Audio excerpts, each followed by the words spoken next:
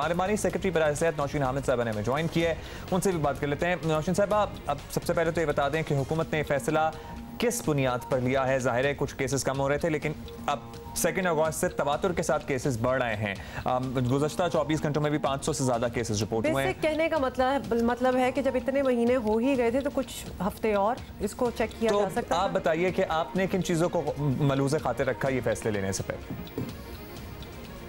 देखिए, गवर्नमेंट जो भी डिसीजन लेती है वो उस डाटा के ऊपर बेस्ड होता है जो डेली बेसिस के ऊपर NCOC जो है वो रिलीज करती है, और ये पूरे मुल्क से इकट्ठा किया जाता है और ऑथेंटिक सोर्सेज से इकट्ठा किया जाता है। इस डाटा के मुताबिक जो है वो हॉस्पिटल एडमिशन्स के अंदर एक वाज़े कमी आई है। हॉस्पिटल के बेड्स जो कोरोना के लिए एलोकेटेड थे उनके अंदर मौजूद पेशेंट्स जो हैं उनमें एक बहुत रिमार्केबल कमी आई है। उसके अलावा जो OPD के पेशेंट्स थे, जैसे मैं आपको इस्लामाबाद पिम्स की एग्जांपल दूं कि वहां पे तकरीबन 300-350 पेशेंट्स डेली आ रहे थे, जिनकी तादाद अब 30 to 40 रह गई है। इसके अलावा वेंटिलेटर पे मौजूद पेशेंट्स जो हैं उनकी तादाद भी कम हो गई है। तो ये तमाम जो पेशेंट टर्नओवर है ये कम हुआ है। बहुत सारे हॉस्पिटल्स जो हैं उनके वार्ड्स टोटली खाली हो गए हैं। पंजाब के बहुत सारे इजला जो हैं उनमें कोरोना का कोई एक केस भी मौजूद नहीं है, वो कोरोना फ्री है। तो इन तमाम डाटा के बेस के ऊपर, इस इंफॉर्मेशन की बेस के ऊपर डिसीजंस लिए जाते हैं, और चूंकि अल्लाह की मेहरबानी से हमें इसके अंदर बहुत वाज़े कमी नजर आई है पेशेंट टर्नओवर में, जिसकी वजह से हुकूमत ने ये डिसीजन लिया है। चलिए, आपकी बात फिर मान लेते हैं नौशीन हामिद साहिबा, क्योंकि बात यह है कि बेशक बेड्स वगैरह खाली हो रहे हो, जो भी हम इम्प्रूवमेंट देख रहे हैं, but the numbers have gone up.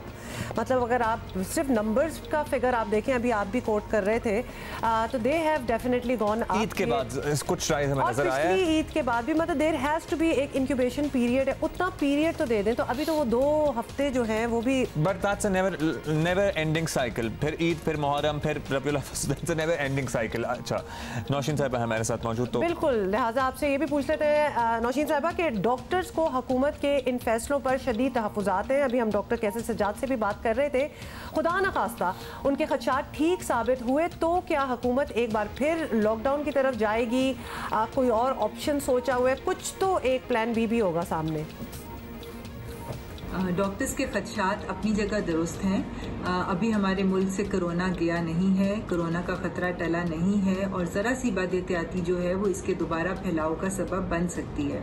मगर मैं आपको अश्योर कराती हूँ कि हुकूमत इन तमाम मामलात को बहुत क्लोजली मॉनिटर भी कर रही है, सिचुएशन को इवेलुएट भी कर रही है। जिस तरह से हम देखते हैं कि NCOC की मीटिंग डेली बेसिस पे हो रही है।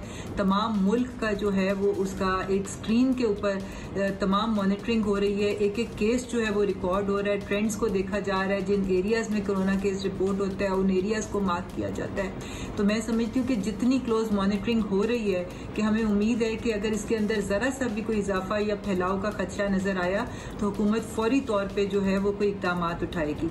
मगर मैं एक दफा फिर यही कहूंगी कि ये सब चीजें डिपेंड करती हैं अवाम के रवैये के ऊपर कि वो अपनी हिफाजती तदाबीर, जिसकी बार बार एडवाइजरीज जारी होती है, प्राइम मिनिस्टर साहब भी बार बार इस चीज के ऊपर एम्फेसाइज करते हैं कि मास्क का इस्तेमाल और सोशल डिस्टेंसिंग और रश के इलाकों से बचना और दूसरी SOPs जो दी गई हैं उनके ऊपर अमल दरामद कराना जो है वो बहुत ज़्यादा ज़रूरी है।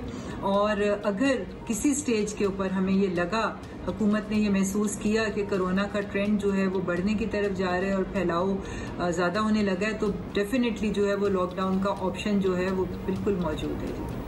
लॉकडाउन का ऑप्शन दोबारा से मौजूद